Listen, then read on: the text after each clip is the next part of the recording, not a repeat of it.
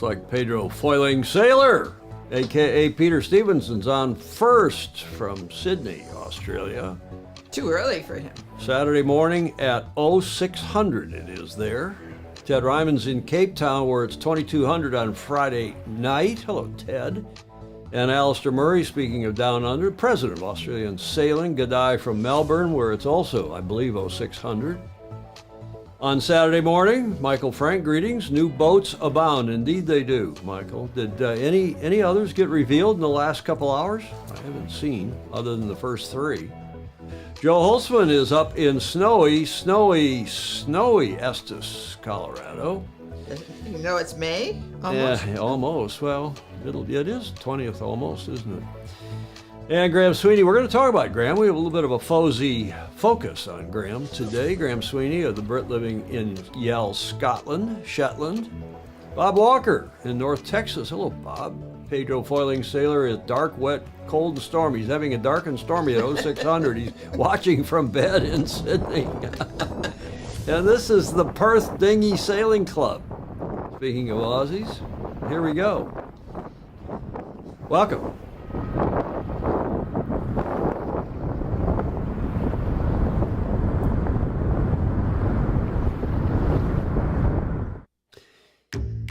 Peter Taylor's in New York.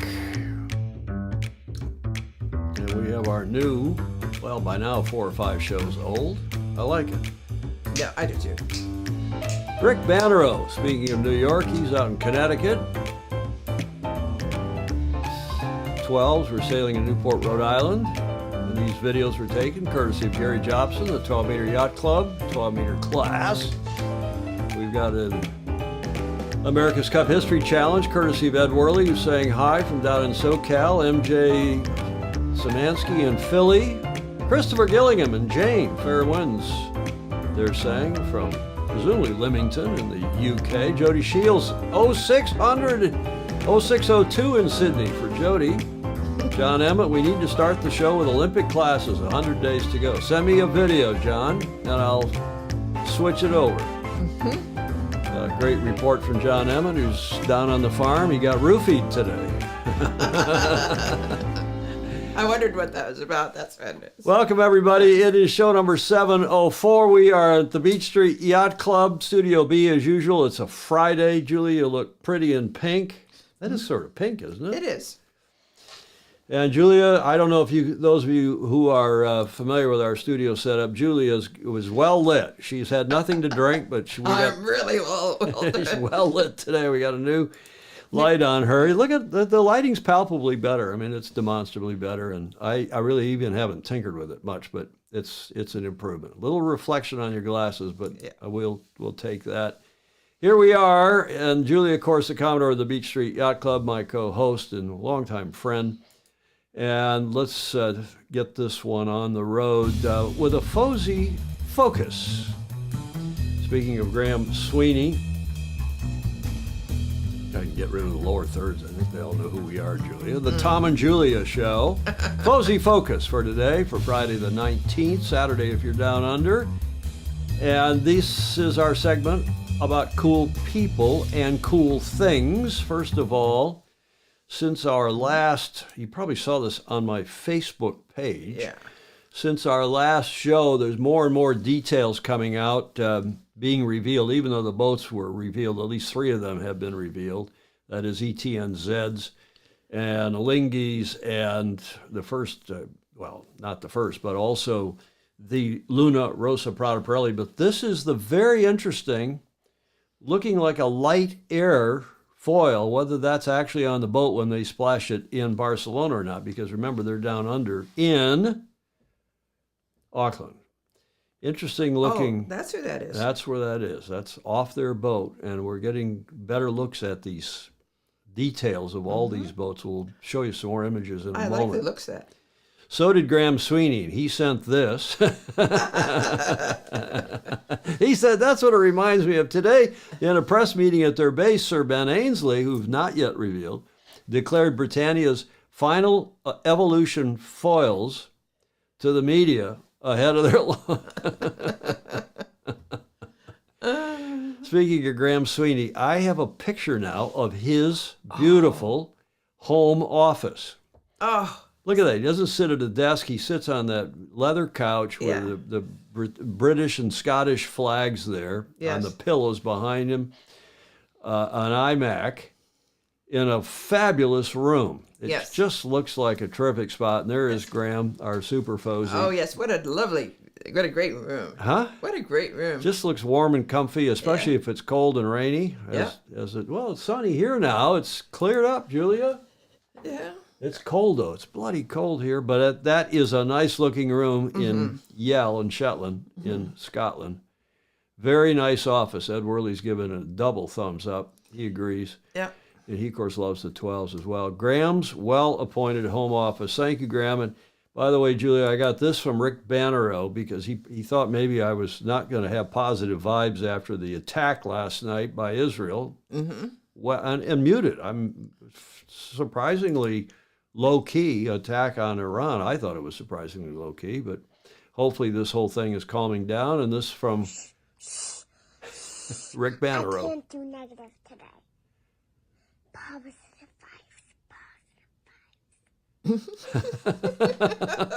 I love it. So I promise, nothing negative today, nothing but positive vibes. It's a Friday. I had a great meeting last night with my team of the Stag Cruise Committee at the St. Francis Yacht Club. It was a lot of fun. Rick Bannerow, thank you very much for sending that. That is good. And positive vibes, Julia. Yes. Positive vibes.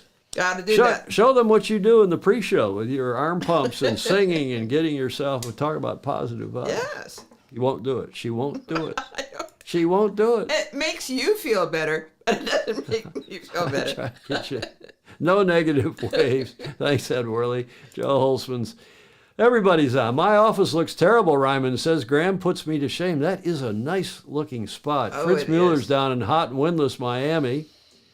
Alex Long loves, Alan Long, rather. Alex, I got the axe in there. He loves the axe. I'm going to go back to that photo. I got to go back to that photo of his office. There it is. Look at the axe up there above there. That's big. We should study that photo for a minute. See what else is on there. Look at all the plaques and the clocks. This guy is the consummate seaman, yachtsman, photographer, and a new friend we've never met in person. And I know. We feel like dear old friends by now. I do anyway. Yeah. And that's true of a lot of others. This is J. Frederick Bland checking in. We're at it again, indeed. And Graham Sweeney is saying, thanks, Tom and the Fozy. My office is a place full of historical stuff and good memories. Perfect. Jeff Glass. Now, Julia, remember who Jeff Glass is? He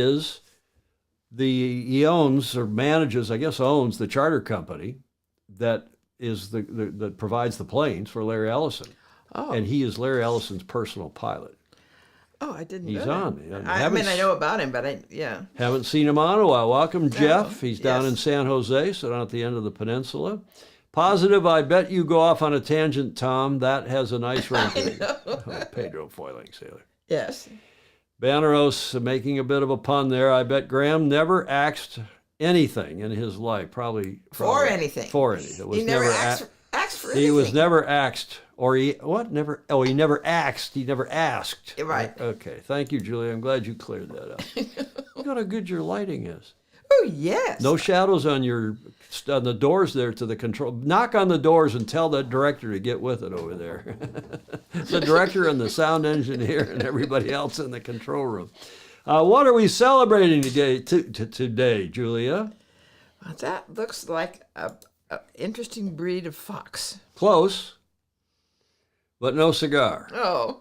Friday the 19th of April, the 19th of April, is the World Jackal Day. Jackal. That is a jackal. And I didn't know the difference between jackals and dogs and foxes and whatever. Stealthy creatures of the wild navigating their habitats with cunning precision and embodying nature's resilient and adaptable spirit. That sounds like us, Julia. Wolf Day. Fritz Mueller wondering if it's Wolf Day. Jay Rendell up at White Bear Lake in Minnesota says, it's cold. Cold high school sailing up here, flurries. Okay, so what is the World Jackal Day? Jackals are related to dogs, foxes, coyotes, and wolves, but they are a unique species of their own occurring in Africa, Europe, and Asia. Other continents may have a species of animals that they refer to as a jackal, but scientific research has shown that these are not as closely related as it was previously believed. For instance, many people, you Aussies, think that the dingo in Australia is a jackal, but while it may have jackal ancestors, how would have they had jackal ancestors? Maybe somebody brought something. Yeah. The dingo is a separate species. Ed Worley he's presaged my next slide. He's saying, so this is the day of the jackal. Remember that movie? Yes. Well, I have that, Julia, because first it was a book by Frederick Forsyth. And I remember reading the book back in high school. And then the movie came out. And the movie was highly regarded. And what was it about? What was the theme of the movie? A spy A spy who was hired by terrorists to do what? That looks like to kill Yep, you got it. To kill? the French Yes, de Gaulle. de Gaulle. Well done. It is the day of the jackal. Julia, the World Jackal Day. Not Jackass Day or Jack Off Day. It's the day of the jackal, you guys. Jackal was a hitman. Yes, Ted Ryman, he was. Very good. The axe on the left of his office is made of wood. It's up on a prop. What? Oh, the axe on the right is a copy of Robert the Bruce's axe. Under the axe is a Viking bearded axe. Okay. Well, this is not the day of the axes, although it's turning rapidly into that. We're celebrating the Day of the Jackal, but we're also celebrating all of you who help keep us on the air. Thanks very, very much for your support. Patreon.com/join/Sailing Illustrated. Keep our beautiful and steadily improving with your new light, Julia. Yes. So that's a bicolor light. I can make it more daylight, bright white, or we can make it softer yellowish light. That's a bicolor light. Actually, that light's been in the back. You couldn't see it before, and I put this other one up as my hair light. Okay, enough of this techno-nerdy stuff. Let's get it. The audience has to understand that the day does not pass that Tom makes one change, at least. We keep steadily making small improvements, incremental improvements, here and there, like the Rick Bannerow. I mean, I love these Rick Bannerow photos. 17 or 18 of them around the studio, which also serve as soundproofing. Okay, it's accidental day for heavy-handed dentists. Graham Sweeney. Okay, let's carry on here. Let's get to Emmett's report. John's checked in. He's down home on the farm again in England and home for a spell. And let's get to him in his report. The Super Fozy that he is, from the Coach's Corner with John Emmett. Hi Tom, Julia and all the Fozy. I'm back at the farmhouse and slightly different angle here at Imberhorn Farm. As you can see, quite a lot of work going on in the background, and we've had some really busy days, and it made me think very much about the fundamentals of sailing and indeed coaching. One of the things we need to think very much about is prevention rather than cure. So this is the apt with the roof in the background. Probably you need to repair your roof before the rain actually starts coming in. And one of the reasons I'm so passionate about coaching, for lack of a better expression, is I just like to help people. And just like having the fully built roof, it's a very nice feeling to have that success. And that's probably what's attracted me most to Olympic sailing. But of course, success looks like different things to different people. For some people, just getting to the Olympics is an amazing achievement and something I always wanted to add value to bring sailing to people all around the world. For others, they're really hunting that gold medal, and I'm sure Lily will tell you, and I see it with my own eyes, that that's truly a life-changing experience, and it's opened a lot of doors. But one of the reasons I'm so passionate about coaching is I don't want people to learn things the hard way. So a good example is illness and injury through overtraining or not looking after your body. And I think that puts me in a really good position to help fellow sailors. So I showed my ultrasound on my shoulder fairly recently, and this is going to be an ongoing thing for quite a long time, because hopefully I won't have to completely stop and have surgery and stuff. We shall see. Maybe a guided injection, maybe just taking a bit of time out is enough. I always feel like I go to the physios with a checklist where it's like hip, wrist, shoulder, and probably I'm a good case study for anyone doing sports science. But you know, repetitive strain injuries are very normal, and I will do this with my left arm, but in an Ilka or laser, it's this movement here, which is supraspinatus, which you do for letting the kick off, letting the cunningham off. So that movement, you know, it's really hard on the shoulder, and it's not a natural movement. So we want to try and bulletproof the body rather than deal with the consequences of pain. And actually, as an individual, I'd probably put up with too much pain or leave it too long. I think I've probably had this for six months, 2 World Championships, Europeans, and now I'm home. I'm like, okay. But always better sooner rather than later. And it gives me something to talk about, if nothing else, and to protect young sailors when they have those similar injuries.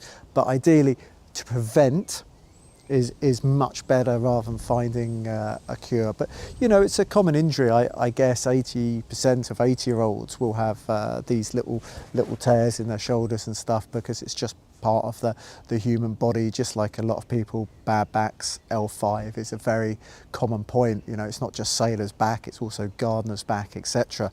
But we have tennis elbow, we have golfer's elbow, so I wonder if we're going to have we have rower's shoulder, so I wonder if we also have sailor's shoulder for that movement. It's really hard to stop putting your elbow above your head, especially if you tend to sleep like that. Also, especially if you tend to sleep on your injured side. But that idea of, as a coach, passing down to the next generation is so important. And obviously the Olympics very much on my mind, with the last chance regatta going on, and all I ever want is for the people who sail the best to be rewarded. That's why I'm not so keen on these winner takes it all racing formats. I think maybe for Sail GP it's quite good where they have 3 boats in the final and so on, because that's something that happens event after event after event, and obviously they have a final every year. The Olympics, it's only every 4 years, and it's also very hard just to qualify. Indeed, at the time of doing this piece to camera, there's quite a few people who've been to Olympics before but haven't qualified for this Olympic Games. So I guess for them the pressure is really going to be on. It's always hard to perform under pressure. I say it's the container ship, it takes a long time to get up to speed of performance, and that's why, you know, it's not a 1 year effort for most people. It's their life's work, and obviously you get to a certain age and, you know, physical aspect of sailing becomes more of a struggle. And you know, sailing, we're lucky in some respects, it's a sport for everybody. I mean, I was you know, amazed at the diverse number of people who do it, and actually age is really not a barrier. I mean, I was talking to guys who are around 80 still doing big boat sailing and absolutely loving it, a bit with younger, fitter crew doing all the hard work, the physical work, but that's what's so attractive to the sport of sailing. But yeah, last chance regatta, for some people it really is their last chance, and probably most heartfelt for the people who just missed the opportunity to go to the games last time. That must be a really high pressure situation to be in. I think it's fair to say all the top sailors have qualified already. In other words, the people who you would expect to get medals, although maybe there's one exception to that, which I might bring on another Sailing Illustrated. But yeah, Coach's Corner, we need to think about listening to your body, and pain is there for a reason. Pain is telling you stop doing what you're doing. So in this example, bending my finger, if you did that for long enough, you would eventually damage the ligaments and tendons in your fingers. Of course, nobody would do that for too long. Or probably a more extreme example is if you stick your finger in the fire, you take it out pretty quick. But sometimes, you know, when we're sailing, we will, especially if we're in a heat of battle racing, we will continue to ignore pain, and that's never a good idea, because it actually takes a lot longer to recover than to avoid the injury in the first place. But yeah, very strange being here at the farm at the moment when I would love to be in the air, and just hoping to have a fantastic championship. Time zone is my friend, so I'm very happy to answer any questions, and I'll see you all on the show. I think you got roofied by all those comments. Do you think? James Frederick Bland, James set a new PR, personal record of 80 kilograms weightlifting this week. That guy's 68 years old. He's a big, strong boy, and he's sailing his, OK dinghies and Finn, and I'm not sure what all else down there in Austin, Texas. Julia, I feel great. I must say, I'm just happy if I wake up in the morning. If I wake up in the morning and I'm still alive, then I feel great. I really don't creak and moan and too much, groan. I've had my back fixed twice, and we know Andrew McIrvin's had his back fixed. I think that's the sailor's malady. Thankfully, Paul Henderson and I and a few others led the way to ban heavy weight jackets. There used to be no weight limit. We growing up, wore 70, 80, 90 pounds of weight on our chests and in wet sweatshirts, and this is before water bottles. Then we graduated to water bottles, hiking out in a boat, a laser, or when we were little skinny people, or fireballs even, or the FD, and it was really bad for your lower back, as we've since discovered. And you must have known so at the time. Well, I started getting bad about age 20, and John's right. When it gets bad, you got to stop. Well, we didn't stop. We were too stupid. And then by 21, I had to have major surgery and got cleaned up. And then 10 years later, I had to have it again. And sailors either have lower back problems, or unlike me, I don't have a very athletic build. I got a long trunk and short legs. And from a hiking position, I mean, if you go look at this next shot of John's on the outro, that it's convenient here, and you look at what that's doing, and John's relatively shorter than I take it, but he's also got long legs and a short torso, and that's really tough on your knees. So all the fin sailors who had knee surgery, and frankly, if you're going to have one or the other, you'd rather have bad back than bad knees, because you can pretty easily fix your back, but knees, walking around for the rest of your life. So that's John Emmett's report, and he's right. You need a rock-solid core. So important, he's saying. John Emmett Sailing, get to the front of the fleet as we talk about our maladies, but honestly, I feel great. I really do. Well, you sound great right now, too. And let's hope that you and I and everyone else on here can listen and learn and take good care of ourselves and be repairable.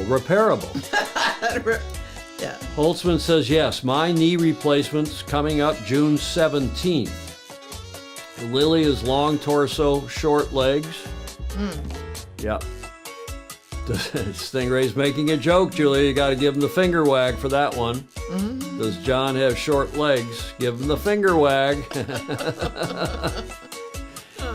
Short nearly everything, Emmett is saying. Okay, you guys. That's the end of the theme song. We get out of that. Yeah. Yeah, I must. It must be. Part of it too, I think, at least for Julie and myself, is that the stimulation of doing this show twice a week. Absolutely. Preparing it, coming on here, and then taking a long nap afterwards to recover. Yeah. But you all stimulate us, and we do it for you, and we love you all to death, and it makes it that much more fun when you do it together as a community and listen and learn to people like John and Alistair Murray and Ed Worley and all the rest of you who contribute hundreds of comments for each of these shows. Ted Ryman saying, I heard, what did he say? I heard all the way up top, way up above. He says, I heard all over now that you reminded me, John. Great report. I wonder if Boomer Bland, if James Frederick, who's pushing around such, 80 kilograms at age 68, I couldn't do that. I couldn't do it. John, I bet you John Rogers is fit. John's just signed down here. He's a great coach down in collegiate and otherwise, youth coach and good sailor, great sailor down in San Diego, Coronado. And we appreciate all that all of you do, especially Julia and all the Fozy and let's move to the Olympics now, because I was going to talk about this last chance regatta, but as John says, it's okay. There's 6 positions here and 3 positions here still to be qualified in various classes, but almost all the named sailors who are going to qualify have qualified, and we'll pick up on it on Tuesday. Because as we said, on Wednesday was the 100 days to the start of the Paris Games, so we are getting down to the proverbial short strokes. But what has shown up on the internet this week and on my news feeds are press releases about team uniforms. Jody Shields. Give Jody Shields a wag of the finger, Julia. He should be so lucky. Waking up stiff in the morning. So these nice pictures, I think this is the best looking, I start with the best looking uniform I've seen. That, of course, the Aussies. And yeah, it's a little old school. In fact, the Guardian said they looked like somebody, chino shorts and boxy blazers. Australia's uniform for Paris Olympics opening ceremony evokes private school attire. It does, but it looks good. I agree. I think it looks great. And I like it that they're out on the ocean and the water, and I like the colors. I'm no fashionista, no fashion queen. I don't know the first thing about fashion. But I like the look, and as Ed Worley says, it looks classy. I think it's a classy look. Mm-hmm. And this is now for the umpteenth time, 5th, 6th time that Ralph Lauren and the RL brand, that whole group of brands, and right in the middle, the good news is that right in the middle is Daniela Moros, and looking, this is very kind of preppy, typical Ralph Lauren look. I'm tired of it though. I'm over it, and they'll sell this stuff in the stores all over the place, and I guess online. The good news is Daniela's featured front and center. Bad news is they call her a kiteboarder, not a sailor. Mm-hmm. Classic timeless Australia. Frederick Land is saying USA uniform looks remarkably poor, bought from TJ Maxx, Gordon Smith in Denmark. And that was kind of my reaction too. What do you think, Julia? Am I being overly self-critical of our look, or? Well, I just happen to like the Australian thing look a little bit better. This is an okay. The U.S. look is great for downtimes and informal times, but this is a nice formal look. Yeah, I guess this is. Well, I think they're going to wear this to the opening ceremony. I think. Okay, well, at least Daniela's there. Mm-hmm. Kiteboarder that she is. I mean, it's a different sport. Let's admit it. It is a different sport. Athleisure look, Boomer Bland is saying. I think fine to say kiteboarding. Yeah, but she's a sailor. If she's part of our sport, it's sailing. I like to see sailing promoted, John Emmett. Yeah, Alan Long is agreeing with Gordon Smith. It just looks, I don't know. I'm over it. Still recycling a 30s theme. Okay, we don't say runner, we say 100-meter. Yeah, okay, fair enough. It's a discipline. The Australian Ryder Cup. Well, we're coming to that. Let's now go to the next one. There's been a huge controversy here in this country because Nike did the uniforms for the track and field, or what the rest of you would call athletics, and they're being slammed for being revealing and sexist. High rise there, as you can see on the right, on the women's uniform. Mm-hmm. The women's track and field designs were unveiled as part of a kit launch for the 2024 Olympic Games in Paris in July. They were unveiled earlier this week. Sales of Veet will go up, Emmett said. You know what Veet is? It's a hair removal cream. Yes. What's wrong with being sexy? I agree, David J. I get it. Well, yeah. You what? You think that's too much? Yes. Too high rise? I think it would be terrible to swim in. See, Josh Tozo agrees with me. Big miss not having Danielle identified as sailing. Yeah, I agree. But see, I think they're all trying to go because they think it's more modern, more trendy. Kiteboarding, it's, urban sport approach. Olympics, follow the money, Ed Worley is saying for sure. Even our buddies dress smart. Okay, so that's the controversy here. Now, I don't know what you think of this. I almost did correct or Crutonic. This is the golf team which has, predictably, their own set of unis. They've done the separate deal. This is courtesy of the PGA Tour website. And it's a Scandinavian company, J. Lindberg, which I'd never heard of, but those of you over in Scandinavia and Europe probably have heard of it. J. Lindberg unveils Olympic uniforms for Team USA golfers. And this is a two quadrennium deal. It's both for Paris and also for LA in 2028. And this is the Scandinavian clothing brand that will outfit the USA golfers through the games in Los Angeles. And I've just run one picture because the rest of them were so awful, over the top, red, white, and blue. And I mean, go back and look at that without I just think it's awful. Julia? Look at the golf bag. Yeah. Looks like Parada camouflage on the boot. What do you think, Julia? Tell us what you really think. I don't feel very moved by it. But wait, there's more. You'll like this. Oh, yes. This is the Norwegian beach volleyball team who were fined by their World Federation because they declined to wear bikini bottoms. And this was back in 2021. Yes. And the Norwegian beach volleyball team said, we want to wear, the yes. the compression shorts like the men do. And they revolted.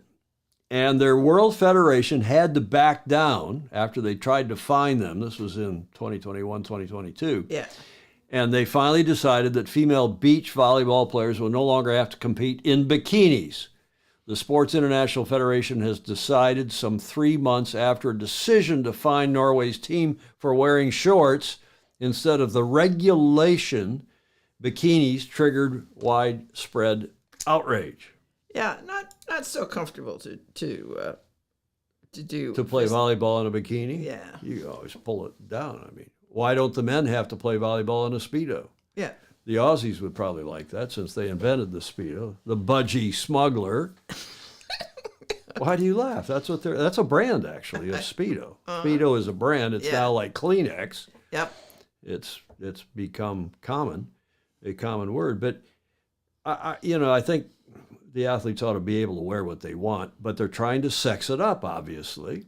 Maybe that's what we need in sailing. Maybe I'm all wrong and we should be going off and doing sailors in the windsurfers, the IQ foils should be in Speedos and bikinis. How about you?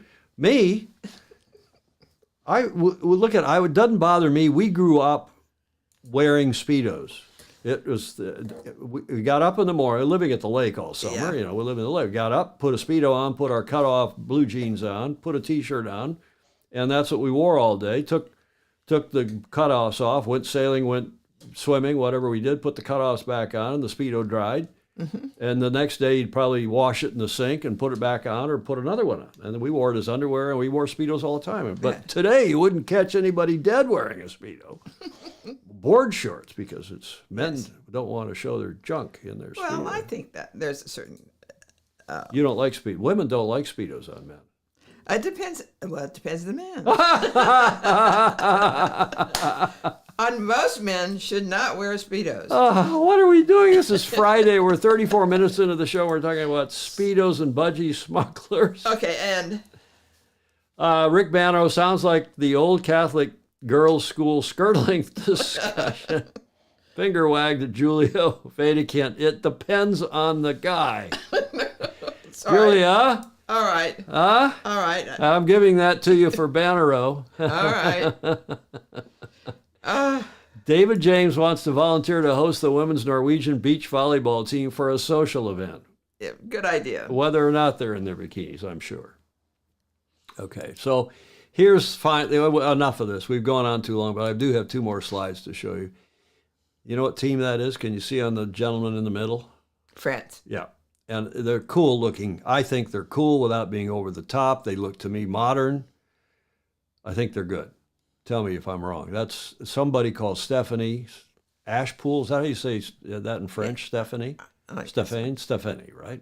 Stephanie Ashpool. That's some Parisian, some French designer who's done the uniforms. These are the competition uniforms, I guess. And look at this.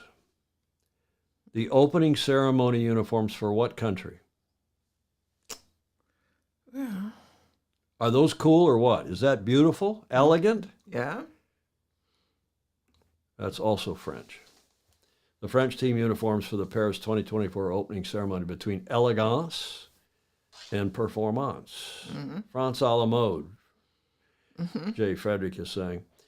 You know, we cover this because it's important. John Emmett will attest, getting your Olympic uniform is a big deal. Having gone to Olympics, I still have the late, great Ken Ryan, who is from Ireland. He was the chef de mission.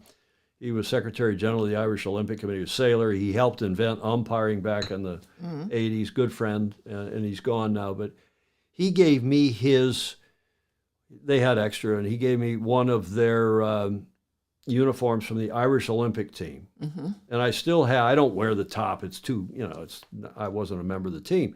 But I still wear the bottoms, and I still have Team USA uniforms and yada, yada. And it just, it's a big deal. John will attest. I donated my Finnish kit to charity. The French kit looks something like a Eurovision host would wear. See, I don't know about donating your kit, because I know when I was with the McLaren Formula One team, we were forbidden from giving our team uniforms away. Yeah. And same for America's Cup teams. We can't give them to the Salvation Army. You don't want somebody, some person on the street wearing them your team uniforms. I don't think your sponsors would. It wouldn't bother me. I'd be happy, but the sponsors wouldn't want that. I think these French uniforms are elegant. Très chic, Julia. Très chic. And I don't even speak French. Okay, let's get to yacht racing. Don Lunabos, it's time. When Don Lunabos joins us from Sonoma, it's time to get to yacht racing. Jay Frederick Bland talking about ice water shrinkage, and that's probably about Speedos. Yes, we all can attest to that being an issue, but who cares? Talk about finger wagging. Why? That's a common development. Yes. Okay. Enough. Let's get to Grant Dalton and the AC-37 Cup date. And we told you that, by the way, have any of the other boats been revealed? Tell me in the comments if they have. As far as I know, just the 3 boats have been revealed. The Kiwis have been sailing right from the get-go. And Alinghi has been towing around, as have Luna Rossa Prada Pirelli. So Alinghi Red Bull Racing have splashed the boat now. And more photos are being taken, and more details, like this crease up front. They've got a little treatment up in the front. They've got that huge skeg all the way to the back. And check out, this only can be called bat wings. This to me looks like the Batmobile from the original television, that camp series. But look at the crew treatment there. And by the way, the grinders are in the back. The cyclors are in the back. The driver is up front, and he's got, I think, the tactician in front of the driver. I don't think the driver's all the way in the front. That's still being, maybe one of you has seen later recon on that. But look at that boat. And it is true that of all the boats, now that we're starting, the thing they launched Friday night in the dark at night, and everybody was away, and they didn't let any close-up shots. Well, now that the boat splashed and they're out doing tow testing in Barcelona, starting to see what it's like. Oh, Stingray says that they sailed today. They look good. Luna Rossa also sailed today. Oh, good. Okay, good. Thank you for that. Just look forward of the rubber boat. What is going on with the bow? Yes, look at the bow. This boat, with a lot of help, no doubt, from the Red Bull Formula One team, is the most radical of the three we have seen so far. So let's look at a video that's about 4.5 minutes long about this boat. And Silvio Arrivabene has been interviewed. He's their project manager. He's their day-to-day boat manager and team manager. And this is an interesting video. Silvio Arrivabene, a big day for the Alinghi Red Bull team. I heard in your speech you mentioned it was a milestone moment. You talked about looking at the tops of mountains. Tell us how you're feeling right now. Well, it's been an exceptional day and we all feel very happy, you know, and to some extent, you know, a bit of a relief after a long journey to build this boat, to design and build it. And now, of course, a new chapter as always. So we already went out for a first little spin in the harbor and our mind is already to the next chapter, of course. But yes, a good day, yes. How would you describe this boat to somebody who hasn't seen it? Is it a radical boat? Is it a conservative boat? Is it somewhere in between? The plan was not for conservative. The plan was to, you know, explore further this beautiful AC75 rule. And yeah, I'd say it's certainly not on the conservative side, yeah. We've seen some of the other teams launch boats with legacy foils and possibly even a legacy spar. Can we just confirm everything we see today is brand new? Not everything, but most of it, yes. And you know, every team have their own plans. You know, for us as a new team, we did not have a previous America's Cup campaign with this boat. So, of course, for us, it's our own little, you know, set of things, and we have to make the most out of it and balancing between learning and building and all that. So yeah, but most of it is new, not everything. Can I just be pedantic, say the foils are your new foils? The four wings, yes. Yeah, the foil wings, okay. Yes. Now, well, yes, yeah, because the previous ones, you know, on boat zero were certainly different. Very different to yes. that. The other big difference that everybody's been talking about is the foredeck of this boat, the bumps. I'm not sure what to call them. The speed bumps. Let's try that. The bulges. Yeah. Well. Yeah. Well, it's one of the features, you know, of the boat. We try to you know, take every part of the boat and go through it in depth, and yeah, that's our interpretation of it. So let's see how it goes. There's been lots of talk about Venturi effect, and somebody also said to me, but there's a minimum volume for the bow, and they need to fill it out. Who's on the right track? I'll let you figure that one out. But you know, like everything, you know, there are many ways to look at things. You know, the rule is quite strict, and that's a component. But as we've learned over the past campaign, you know, aerodynamics is also a factor in these yachts. So yeah. We also see a perspex or some sort of clear covering the front pod. Who are we protecting there? The flight controller or the helmsman? Well, I guess you'll figure out pretty soon, but that's our flight controller, yeah, and trimmer, yeah. I guess they have a lot of electronics to work with. Is the thinking as well as the aerodynamics, just to give them some protection from that? Yeah, and yeah, try to see if that works and if they get some visibility as well, you know. So yeah, it's a bit of an experiment in a way, but yes, that's a little bit the thinking, a mix of protection as well as transparency to be able to see through and see if it works. Fantastic. That's our 3 minutes, but congratulations from us in the Recon team. Okay, thank you very much. Much appreciated.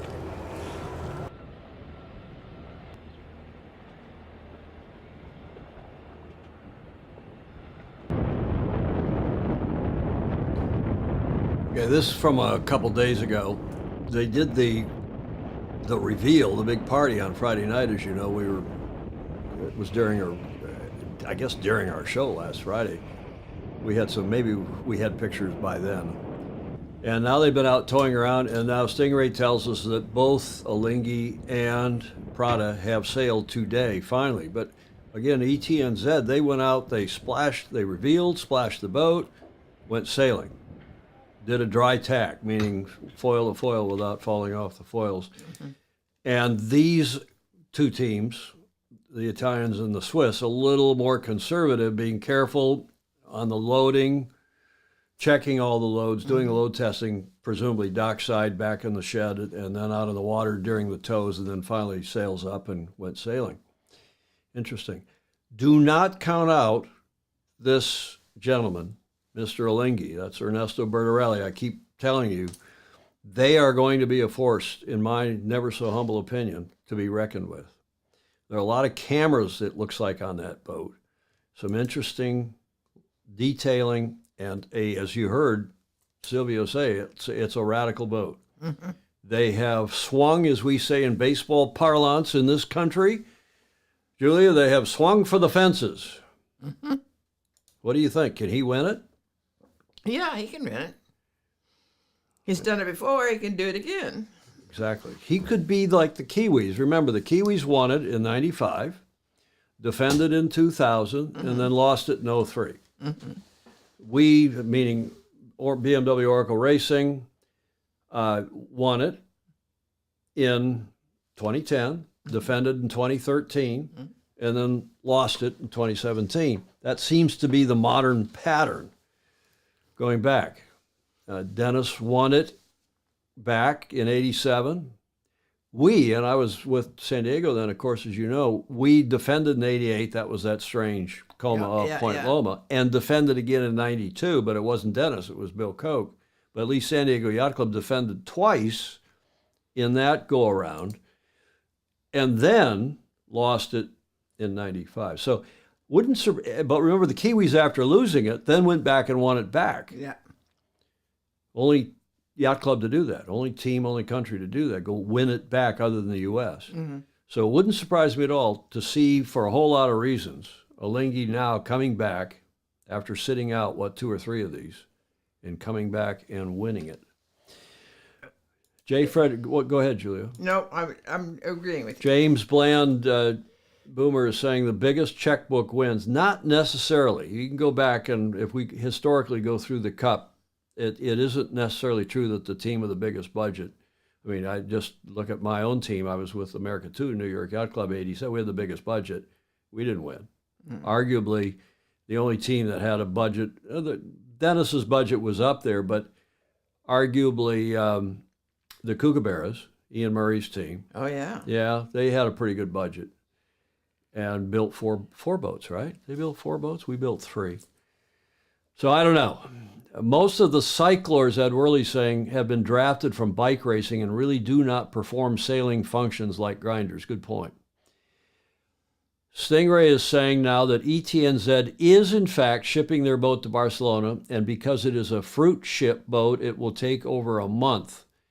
They hope to be sailing by July 1st, so they're not flying the boat, which would cost $3 or maybe $4 million from what we were hearing. Yeah. Now, are you sure of that, Stingray? I haven't seen an announcement. I've been looking. It's going to be interesting. Don't count this gentleman out and his team. You saw those people up on top of on the team base, Julia, huh? Doing a wave. Doing the wave. Mr. Alinghi. Okay, Luna Rosa, Prada Pirelli, as we said, they're down in Cagliari. Apparently, they sailed today. They've been tow testing as well down in the southeast corner of Sardinia in Italy. It's a fabulous town. Mm. Great town down there. I've only been once, maybe twice. Twice, I guess I've been down. And they did a lot of tow testing earlier this week, and apparently, according to Stingray at least, they went sailing today. You see, in this picture, you can see the people were wondering if these boats had lifelines, had stanchions. Mm-hmm. You see on there? Yeah. And if we go over here to the monitor camera too, you can see the lifelines here on the boat. Mm-hmm. But that's just for onshore. That's safety, safety measure for onshore. Mm-hmm. She sure looks. It's beautiful. Yeah. Right. And a couple of you, after I made my point about the squared off back end, and that, of course, that's going to be mostly in the air, hopefully not in the water. If they're in the water, they got bigger problems probably than the squared off back end. But that looks like a beam, almost like the beams you see, structural elements that you see in Formula One cars from front to back. You don't see it except at the back end of a Formula One car. She is beautiful. I like the silver. I don't think there's that much weight in the paint, a little bit maybe. But again, he's on his what? His 7th challenge, Mr. Bertarelli, not to be confused with Bertelli. Yeah, right. It is 7th. None of these teams is in it for just one AC. They see this as a longer-term franchise. Alistair says LRP is a beautiful object. Absolutely. Objet. How do you say it in French? Object d'art. How do you say that? Objet d'art. Objet d'art. John Vincenzi. Look at, he's here. Hi, John. Welcome back. Those are the old wings off the former boat. Mozzie Sales has done a thorough review. Is it just out, John? Is it new? I didn't see his video today, but I stopped looking at video a couple hours before we go live. Luca Craig, in a New Zealand Herald video interview, they said early May to send the boat and new foils bolted on in Barcelona at some point in the future. And John is saying, yes, there is a new Tom Morris, Mozzie Sales video just out. And apropos the video you're referring to, who was talking about the New Zealand? Yeah, Luca Craig. I have that video up in just a moment for you all. Yeah. They, after revealing and then sailing, they then held their christening ceremony. They called it a christening ceremony yesterday. ETNZ 83, I'm sorry, B3. 80, it looks like an 83 when I'm reading my own lower thirds. B3 was christened Taihoro. Taihoro by former NZ Prime Minister Helen Clark, who's also the patron of the team. And it was in a deluge. It was pouring down rain. And you see there Mr. Dalton helping with the microphone as Ms. Clark, the former PM, does the duty. Look at this picture. As the Maori did their war dance. And the haka, with a little help from some torpedo umbrellas, but it was a eventful. Real douching, as the sailors would say. I wouldn't say that. Marama Royal, chair of the trust for, I'm not going to try to pronounce that, the Maori local trust, elaborated on the profound meaning. This is from their press release. That is I from was going to ask TVZ. about that. Taihoro. Taihoro. Meaning behind the name Taihoro, which was inspired from Taihoro Nukarangi and translates to, quote, to move swiftly as the sea between both sky and earth, unquote. Oh, that's nice. Nice, right? Yes. You go up on your foils and you're moving into the sky, I guess. Mm-hmm. She explained, quote, Taihoro Nukarangi, I hope I'm saying that close to being correct, captures the dynamic essence of the sea, Tai, and the concept of speed, horo. Like, it sounds like the Greek word for watch, right? Is that Greek, horo, for time? The Earth's movement, nuku, and the expanse of the sky, rangi. Okay, got it. That's a great name. It is indeed. Taihoro symbolizes the boat's evolutionary journey. It represents a transcendence of traditional boundaries, creating a connection between the sea and the sky. Yes. I like it. This vessel is more than a mere craft. It harnesses the power of nature, seamlessly transitioning between realms. Taihoro is not just traversing the ocean, it bridges the gap between sea and sky in its quest, Julia, for victory. Oh, that's nice too. That's nice too. Our language doesn't do that very well. Does not. It does not. But it's cool, isn't it? It is. Okay. Now, the crowd moved indoors. Some were still outside when the speeches were done in the shed. And Pete Burling, who gave a speech, he's been at the helm, of course, at Taihoro this week, has been commissioned over the past week, having been rolled out of the shed on Friday last week. This is a really exciting time as the different America's Cup teams have been rolling out of their sheds as well.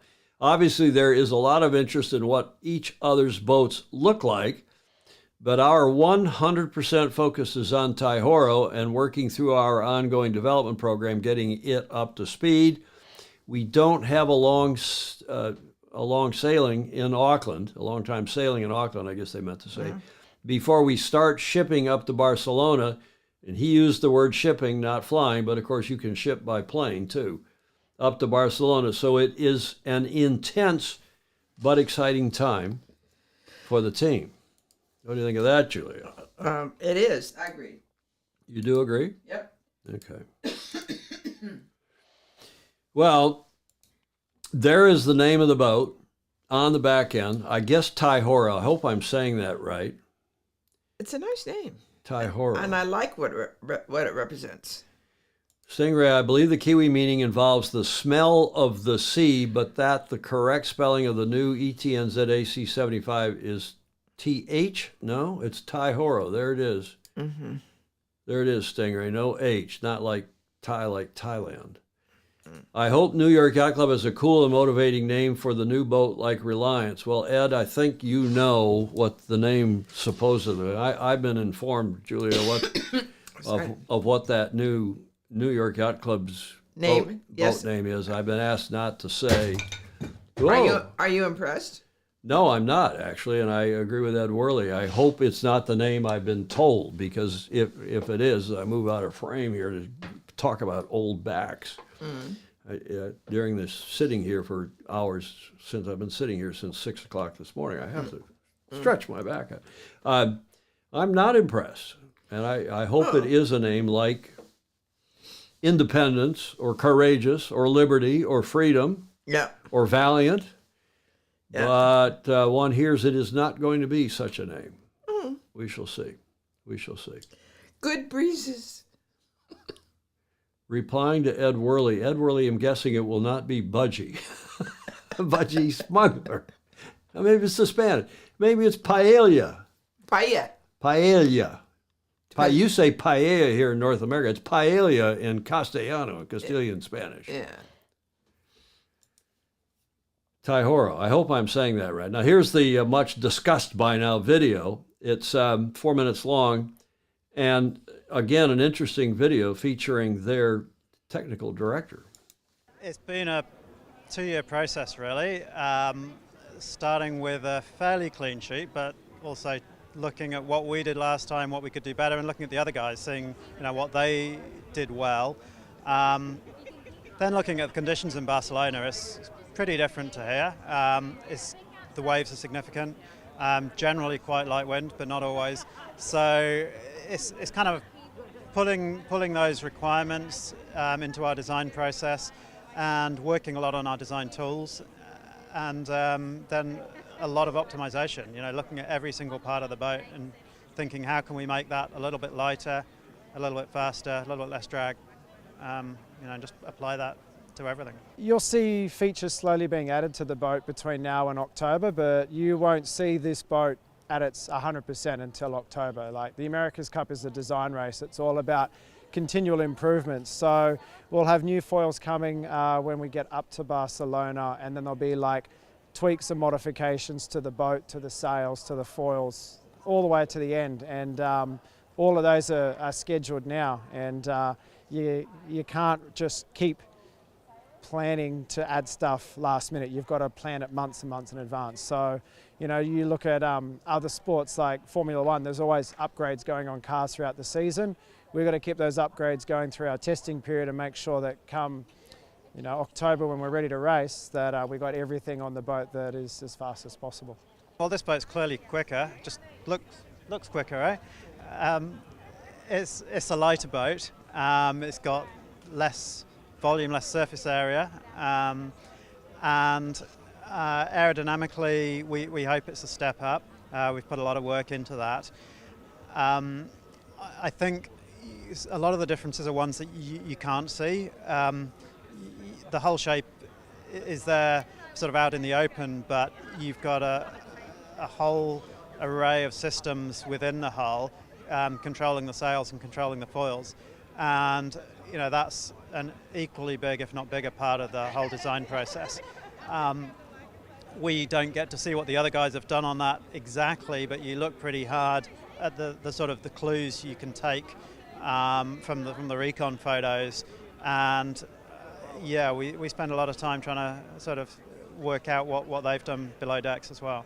Yeah, we definitely like looking across the fence and seeing what our competitors are doing, and It's been great to see the efforts they've put in. They've launched some incredible boats, and it's just ramping up to be an amazing competition in October. It's my first experience personally of having a boat touch into the water before its delivery date. Every time an America's Cup team puts a date on a boat to go in the water, it's generally later, not earlier.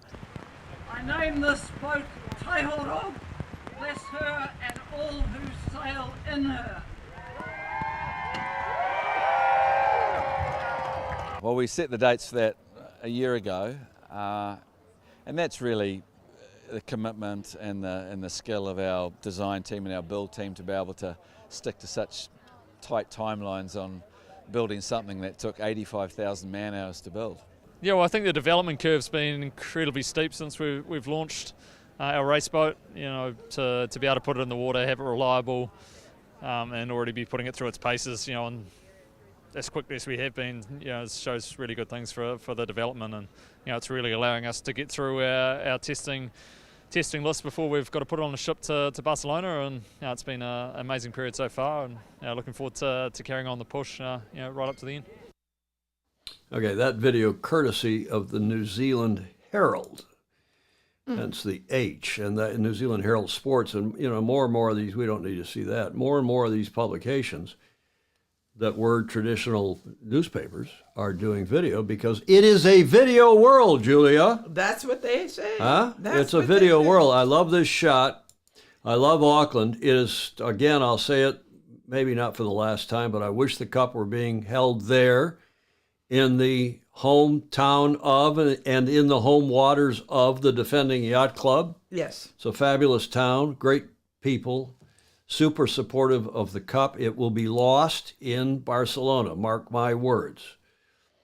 Valencia was a little novel, and Valencia's a little smaller and not the worldly city that Barcelona is. Barcelona has the World Telecoms Conference and every other conference coming through. There are a bunch of other big European and the America's Cup to them is kind of a, it's a little pimple on your shoulder.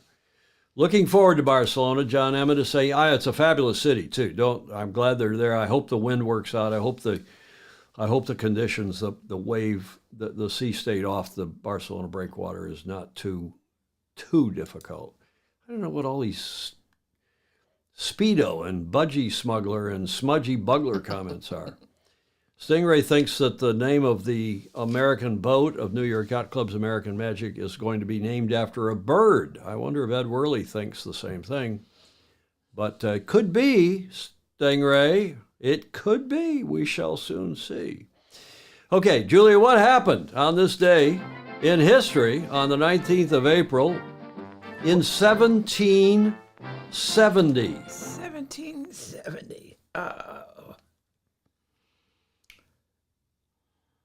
What happened? I see Gerard Sheridan is on, and we had Gerard on this show on just a day or two after. We did an interview with him over at St. Francis Yacht Club while everybody's thinking about what happened today in 1770. Gerard, we celebrated St. Patrick's Day. Remember, Gerard's a hell of a good sailor, good photographer, and does a lot of things as a volunteer for our beloved St. Francis Yacht Club. Was it the first smuggler in 1770 on the 19th of April? I don't think so. I don't know, Jeff Kitson. It's a bird. I don't think, I think maybe it's a bird that they think looks like a foiling monohull. I'm not going to say any more than that. 1770, the 19th of April. There's your first clue, Julia. Julia, your first clue. Who is that? It looks French. French? You're insulting the Brits, the Aussies, the Hawaiians. Yeah, That's right. Captain Cook. Oh, Captain Cook. The Boston Massacre, David James wants to know. That's Captain James, not James T. Cook. Kirk, James Cook, who lived in the 1700s. And there is his ship, a painting. Ryman's got it. Bing, ding, ding, ding, bing, bing. To get the applause up here for Ryman. Yeah. Cook found Australia.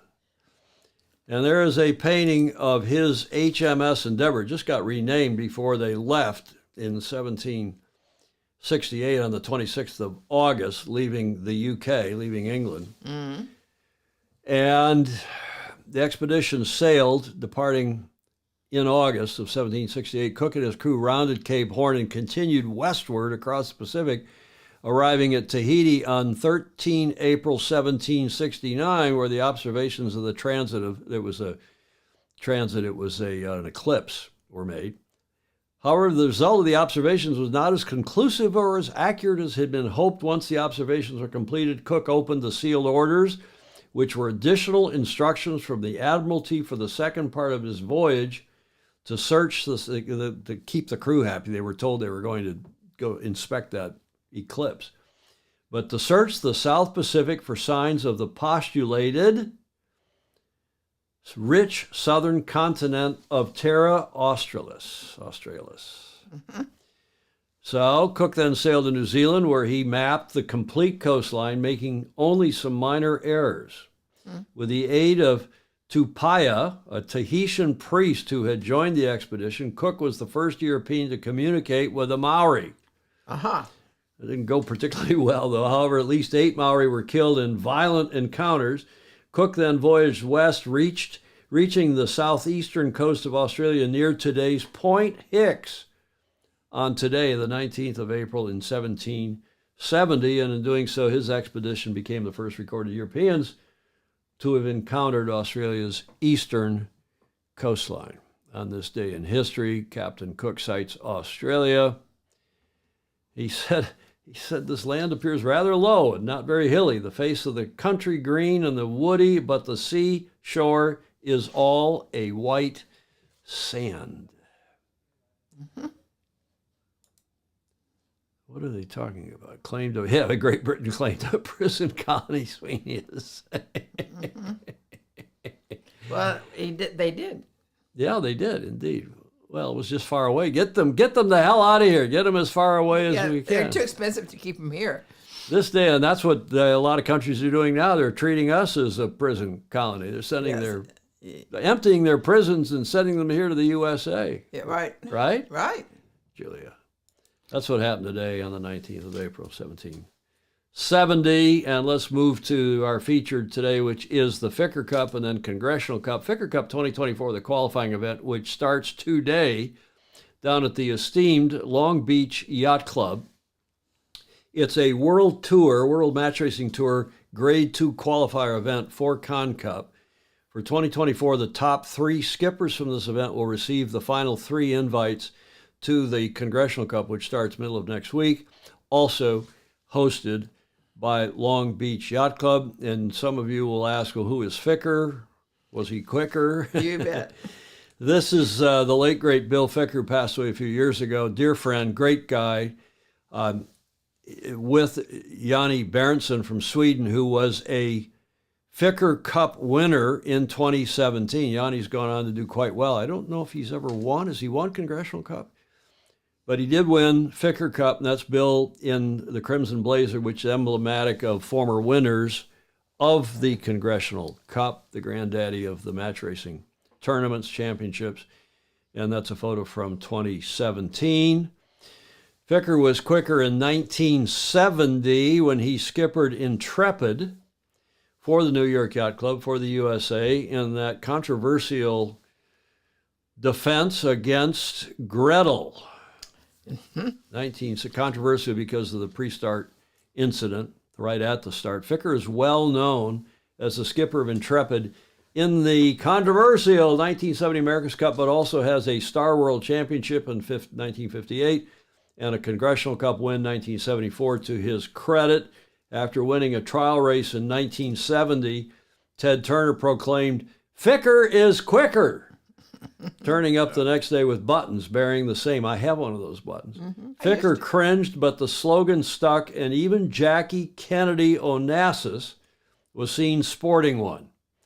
Steve Van Dyke, another terrific guy who's now doing a lot of umpiring. Stephen Van Dyke, Ficker's tactician on Intrepid, said, quote, "Bill's acute intelligence, dry sense of humor, and immense energy and focus, coupled with natural leadership skills that his loyal crews enjoyed and prospered under, unquote. Ficker was inducted into the AC Hall of Fame in 1993. His daughter, Dion, living down Newport Beach, and her husband, Peter McDonald, are also dear friends, Fosies. They watch the show usually at night. They are working during the day, same time zone as we, and they watch it at night. I'll get a text or a call saying, oh, you screwed this up, or that was Croutonic, or what a great show. And they're particularly complimentary of Julia for her putting up with me, because they know what a crouton I am. They don't know you that well. They know me very well, and I know them well. They're great friends. Yes. Peter and Dion McDonald. Dion, the daughter of the late great Bill Ficker. Ficker was quicker, and both these events, both the Ficker Cup and the Congressional Cup next week, are held off the Belmont Memorial Pier, which, by the way, is where the 2028 Olympic Sailing Regatta will be held. That pier is going to be gussied up. That's the look during last year's Congressional Cup. You can see the boat starting, and normally the wind blows onshore there straight toward the pier, and you can see the oil islands up there at the top of that shot. And it's a nice viewing platform, nice viewing area. Some people like John Sangmeister think it ought to be run in Alamitos Bay, which is the bay where both the Alamitos Bay Yacht Club and Long Beach Yacht Club are situated.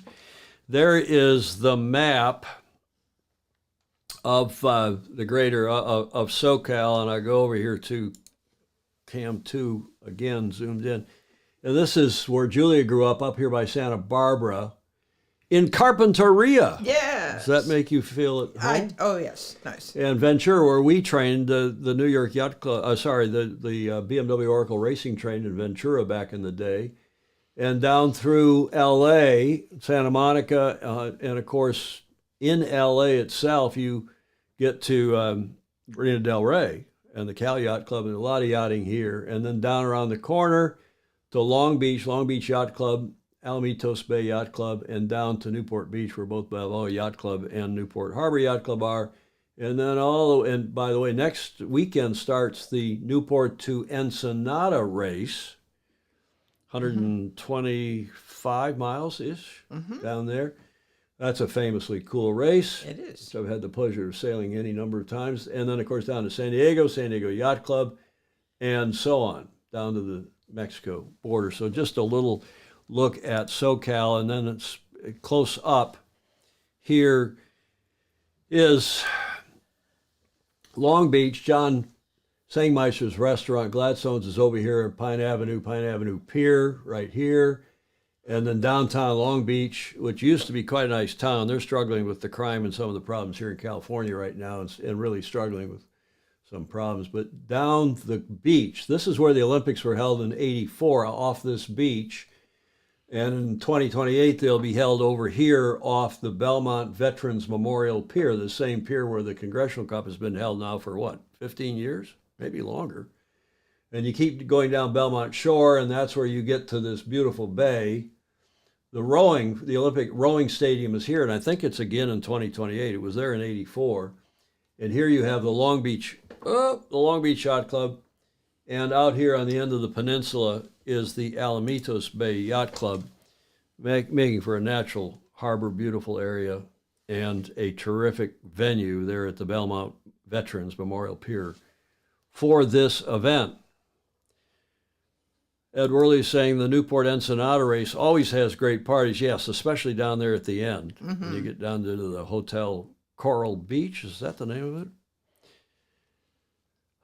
What else here? There's back and forth about Mormons, and I hope they're not still not talking about Speedos. I think I was a bad influence, Julia. Yes. So that's the look there at where this regatta is taking place. There is our Fosie, James Pleasance, with whom I had a back and forth this morning. And James, of course, the executive director of the World Match Racing Tour, and he thinks this is the best lineup they've ever had at Ficker Cup, and I would agree. And here is why. If you look at what he texted me, Ficker Cup is 8 teams, including 3 female skippers, Nicole Briot, who is from here, from St. Francis, and San terrific. Francisco, and a terrific gal, terrific sailor. Megan Thompson, who finished third at the WMRT final in China in December, she's a Kiwi and also terrific. She is sailing, as is Celia Willison from New Zealand, sailing with an all-female crew. So that is in and of itself is cool. The top three go through to Congressional Cup unless, and we'll give you the caveat in a moment on that, Italian Rocco Attili. I like Attili. Attili, I think. Like Attili, only Attila. Attili, the not-so-Hun. Yeah. Rocco Attili, who was on original Ficker Cup lineup, got a fast pass to Con Cup as Matty Sepp, who is, I believe, from Finland. He could not make it. So they promoted Rocco up to the Congressional Cup, and he is not sailing now in Ficker. Congressional Cup, the 59th edition, is later next week. It's the 95th, as you'll see in some of the logos I've got, the 95th anniversary of Long Beach Yacht Club, which will celebrate their 100th, obviously, in 2029, a year after the Olympics. Gavin Brady is back. Return of Gavin, four-time Con Cup winner, and Ian Williams, the five-time Con Cup winner and the current world champion. He's won the world championship any number of times. They're both back. Chris Poole, who won last year, and remember Chris won and did his undefeated thing last time, not only winning the rounds robin, but won every race. Remember that, Julie? Yes. Every race through the semis and the finals. And we thought was the first person to go undefeated. Technically not true, because you may remember that the late, great Bill Ficker, coincidentally, is the only other skipper to go through the Congressional Cup undefeated. But in those days, it was only one round robin. Mm-hmm. And you had 10 skippers, give or take, I think it was 10. And you raced 9 races, one against each of the other 9 teams. And then you had a win-loss record. And they had a massive time, sometimes difficulty breaking ties. Yeah. But it was a who-be-who thing, and it worked out. So you wanted to win every race if you could, because you never knew if you're going to end up tied at the end, and you wanted that in your hip pocket as your tiebreaker. So Bill Ficker also was undefeated, as James Pleasance reminds us, was Chris Poole, the American, who was undefeated last year, and he's back. This is going to be a hell of a good couple events, couple series, and they will be live. Tucker Thompson is hosting the commentary on YouTube from Long Beach Yacht Club, not the Ficker Cup, but the Congressional Cup next week, the 26th through the 28th of April, the last 3 days of that event. And that is good coverage because they've practiced a lot. Yeah, it is good. They do just fine. I was not going to compare it to Governor's Cup because we have the advantage of being out on the water. Yes. So shall I just leave it there? No. And we're better. Well, I didn't say that. But all the way, we are better. Yeah. No. There is a difference of being on the water with the boats. Well, and you got the history and tradition of Andy Rose, who's been sailing he sailed in the Gov Cup, won it a couple times, sailed in Congressional Cup, won it at least once, maybe. So when you have him, and then you have a young guy like Matt Whitfield with us, right? Who's very also entertaining, a veteran match racing sailor, and then an old fart crouton like me who can pull a few facts out of his ass, out of his head. My language is bad today. I apologize. I know. Sort of. Impressive Ficker lineup. Yes, Stingray, it is. Dang spell checker. It is. Still using, yes, Ed Worley, the Cat 38s. And those boats are a little long in the tooth, but you know what? They're robust. They've got bow, as you can see, they've got bow pads and stern pads, and it's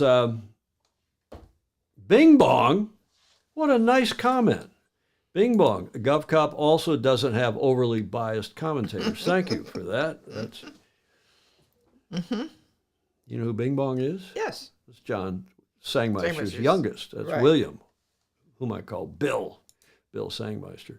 So look, this is, as Stingray says, a nice lineup. Scotty Dixon, Dave Hood, Megan Thompson, Cole Tapper, who's also sailing in Gov Cup this year, the superb Australian match racer, young. Nicole Briot here from San Francisco. Peter Wickwire, whom I don't know and I haven't researched. I've got to check into Peter from Canada. Celia Willison, who's terrific, and then, or how do you say that in French, Julia? I don't know. Orléans Perros Aurélien. from France. Aurélien. I guarantee you, Gordon, that Bing Bong is not biased. He's straight up. So the top 3 qualify for Con Cup out of Ficker Cup, unless Yes. you see Dave Hood there sailing in Ficker Cup. He's also already qualified for Con Cup, and he is also going to sail nonetheless in Ficker Cup.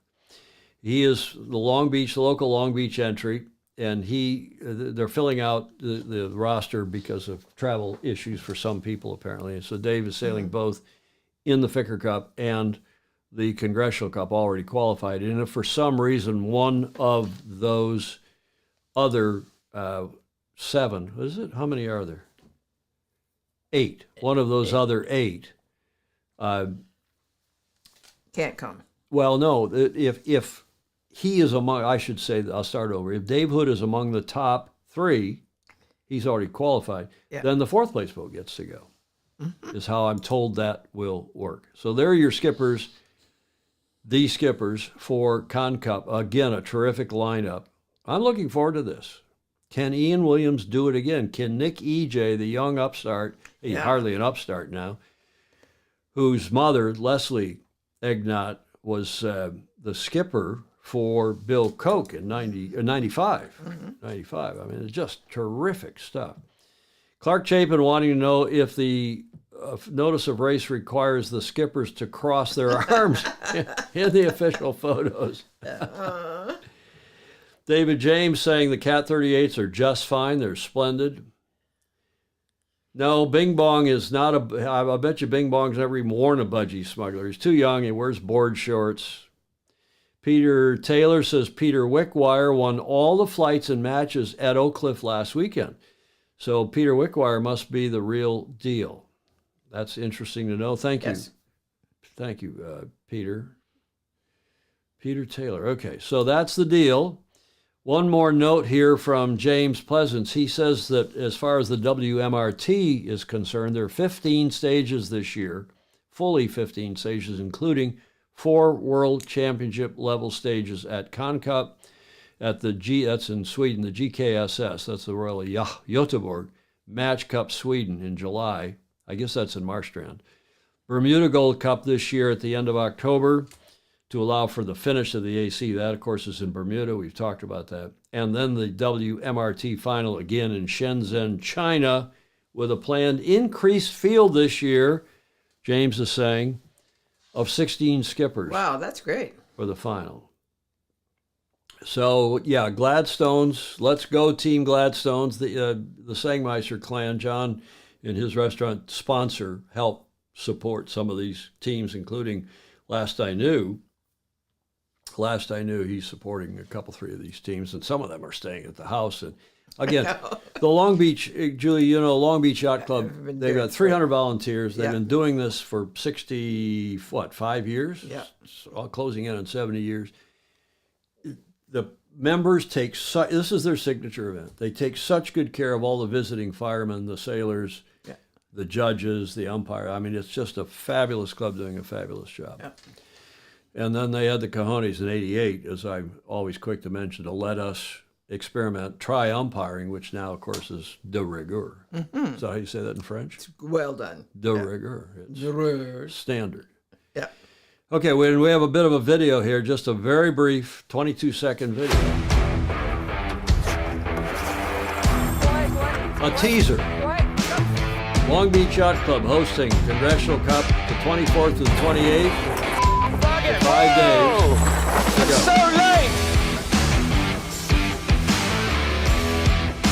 And it's Ficker Cup, of course, this weekend in the Catalina 38s. This photo, we wrap it up with this photo. Do you recognize anybody? Can you discern who this is? I'll give you a clue. It's 2003. Look at the sponsor branding on the top sides of those boats. Yes. They've toned it way down. Can you ID the skipper of the lead boat and of the trailing boat? If I tell you their names, you'll say, oh, yeah, I can see that. I can't. Okay, anybody? Anybody? Gerard Sheridan saying, looking forward to having James back at St. Francis Yacht Club next year for the Women's World Match Racing Tour. Yeah, James the Great.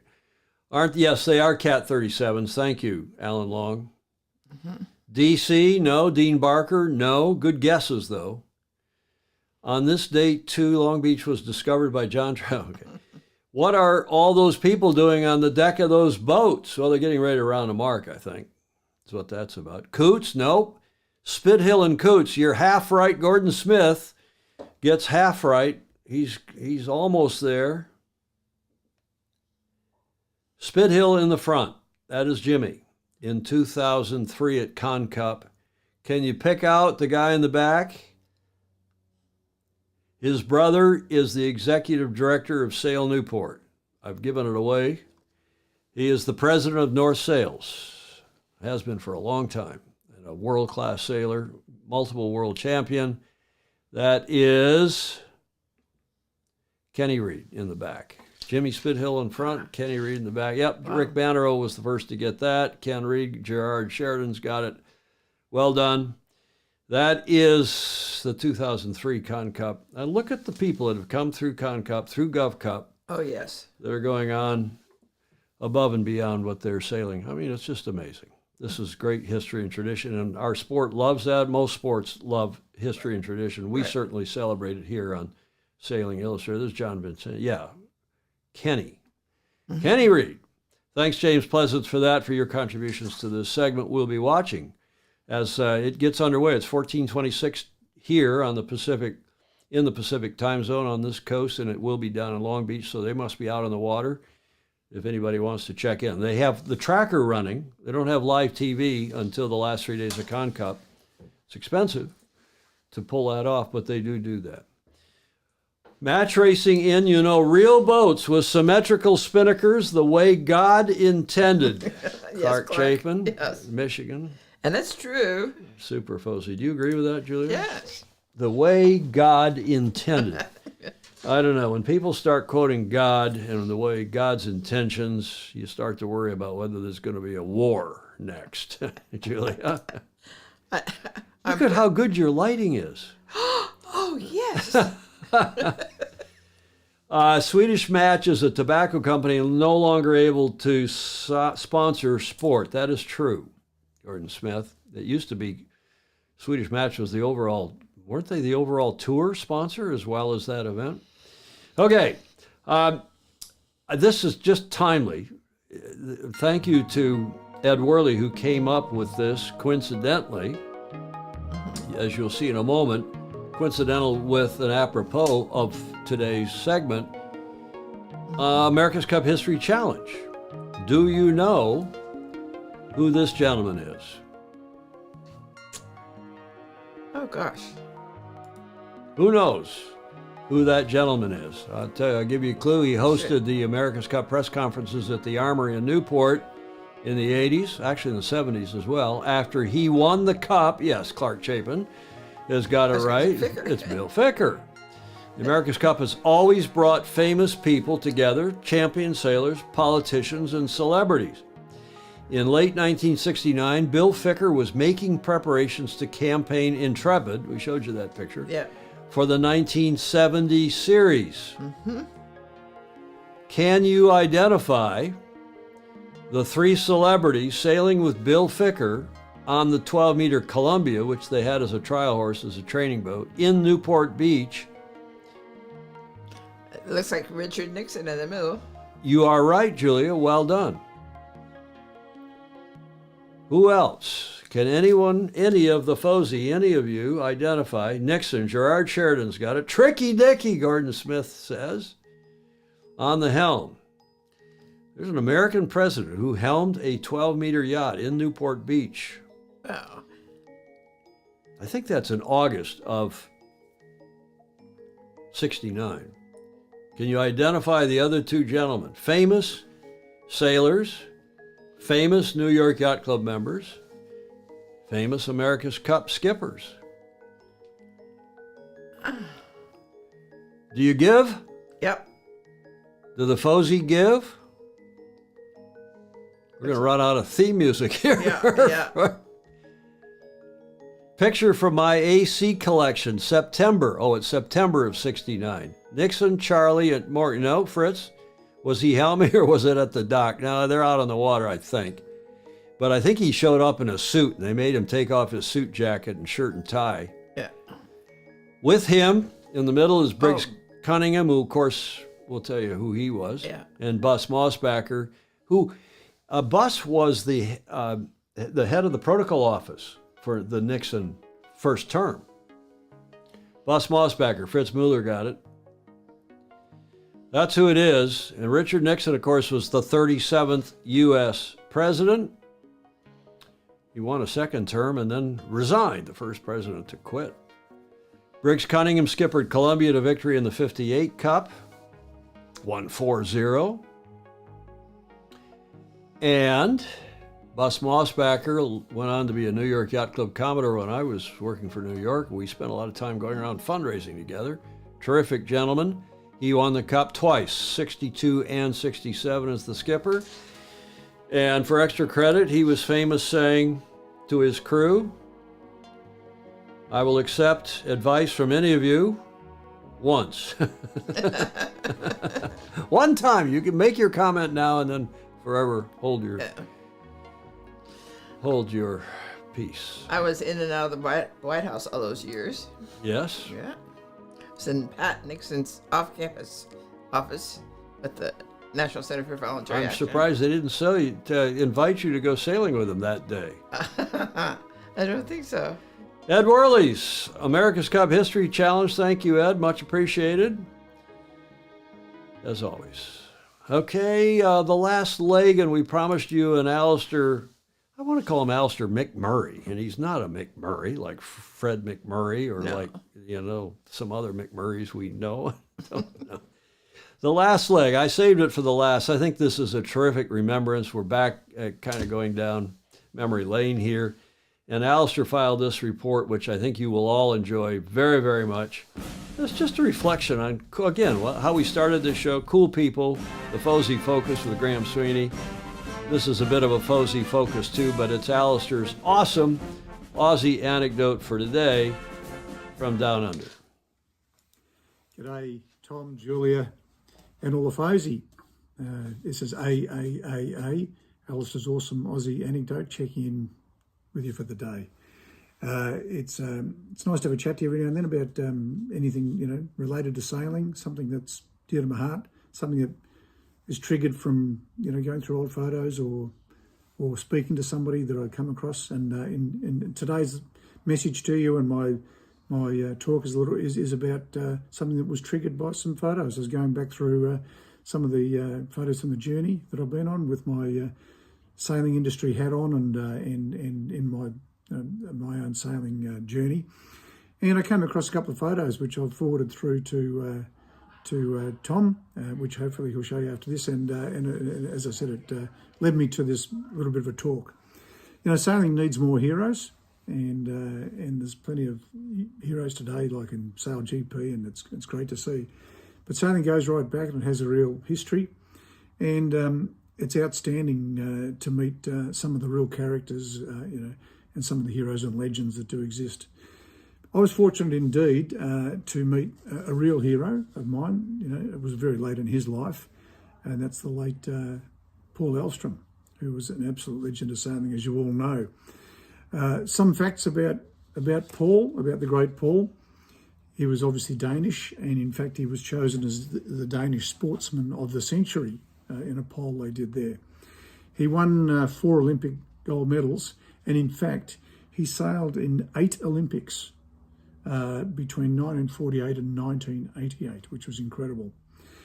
He won 20 world titles across snipes, solings, stars, flying Dutchman, fins, 505s and the 5.5 metre. He was obviously an amazing sailor, but he was also a great innovator in sailing. And some of the things I know he was associated with, he had very many breakthroughs in sails and equipment. He designed the Elvstrom bailer, the self-bailer for off-the-beach boats as we know it. And believe it or not, that bailer is still made by Ronstan, under the Anderson brand, and hasn't changed. It's still the standard. That was an Elstrom design. He designed breakthroughs in sailing vests, life jackets. The boom vang, he was the first one to utilise that particularly effectively. And in fact, I read that he used to remove it before coming ashore so that his competitors wouldn't understand what he'd been doing and why there was less twist in his sails than others had. The leeward gate, I think in racing, I think it was something that he suggested later in his life. Hiking, toe straps, I'm not sure that he designed the toe strap, but he certainly was the first one to utilise them to the degree that he did. He hiked harder than anybody else. He was legendary, renowned for his fitness. And he was the first one to use a hiking bench in training. And he was very famous, perhaps for his one quote, if you, by winning, are losing your friends, you are not winning. He was famous for that. So what reminded me of it and led to this little talk is I visited my great mate Malcolm Pip is his name, Pearson, so Pip Pearson, who, believe it or not, I mean, he's an old friend of mine in Adelaide, who, believe it or not, crewed for Paul in the 1966 505 Worlds in Adelaide. And they finished second in the 505 Worlds. Paul came to Australia and picked Pip up off the beach as a young man. I don't know what Pip was. He might have been 18 years old. They finished second behind my other great hero, Sir James Hardy, who won the 1966 World Championship in the 505.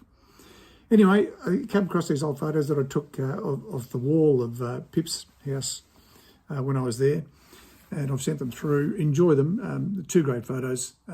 One is of my mate Pip Pearson with Paul working on their Flying Dutchman during those championships in 1966. And the other one of them, which I think is absolutely amazing. It's not a good photo, but boy, does it show something great. The other is of the two of them actually sailing together in that 1966 Worlds. And if you look closely, you'll see that the skipper, Paul Elstrom, is on the trapeze with his young crew, Pip, hiking from the front of the boat. That shows you innovation. Nobody else had ever tried that. It hasn't stayed with the class, but that's an indication of the way Paul Elstrom thought. Incredible, eh? Fantastic. I thought you'd just enjoy that little talk and a little bit of a story about heroes and about innovation and about that great man, Paul Elstrom. Checking out from AAAA for this week, and look forward to watching the next show. See you, Tom, Julia, and all the Fosey. Bye.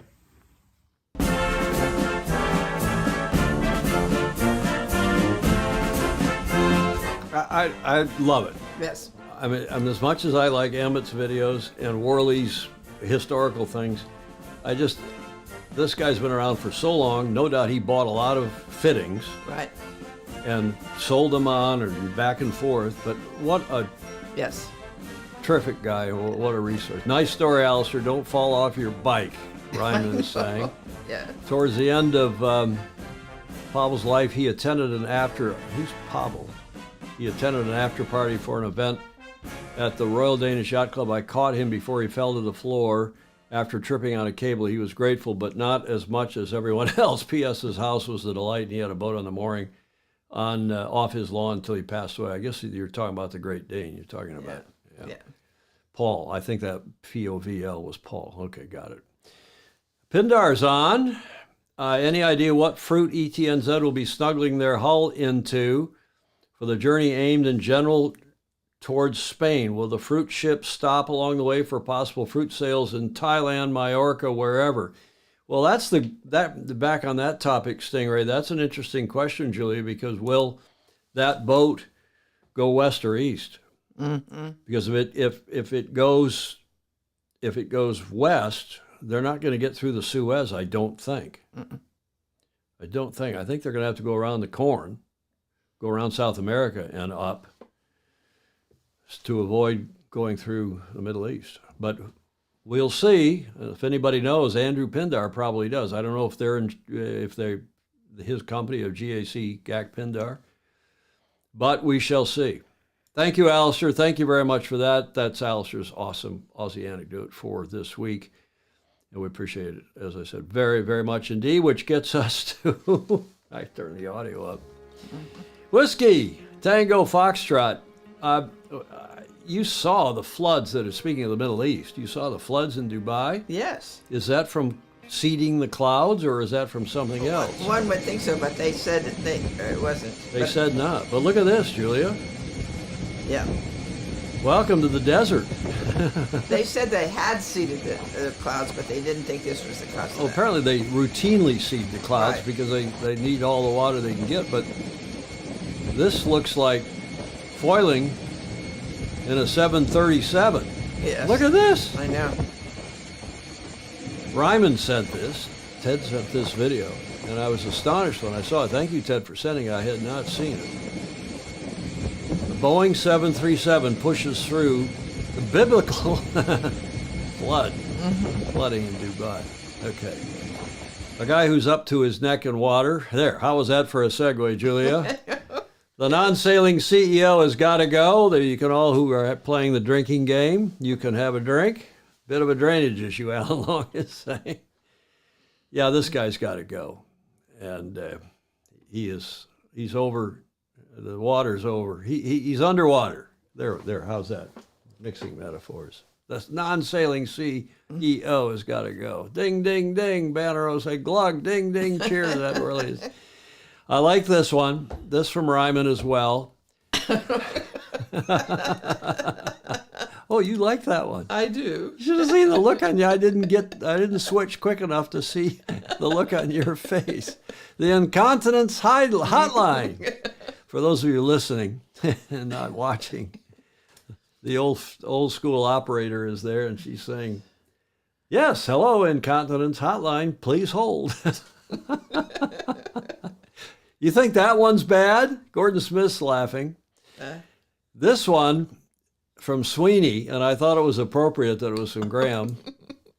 The speaker there on the self-checkout is saying, "Unexpected item in the bagging area."